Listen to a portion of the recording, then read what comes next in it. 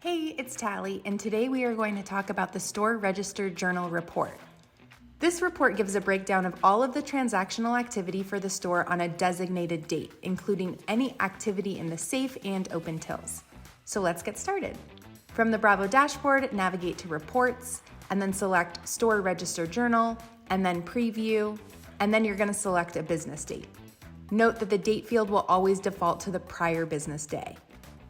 Once a business date has been selected, there is an option to choose a workstation, employee, and/or a till session.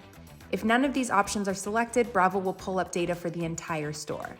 Select OK to generate the report. This journal is laid out by activity where there is movement of money. This movement of money is both from the safe and open tills.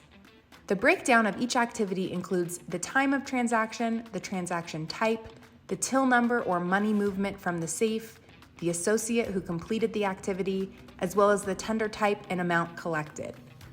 The Store Register Journal is often referenced to confirm the opening and/or closing balance of the safe and tills, as well as any tender transfers done for the day.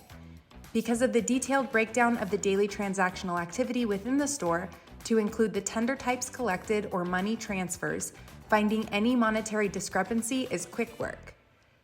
The end of the report will provide additional details such as sales, loans, and tender totals for the day. That's it. If you still have questions, check out the detailed Store Register Journal article in our Solutions Center, found in the upper right-hand corner of the Bravo dashboard, or give us a call at 888-407-6287. Thanks, and have a great day.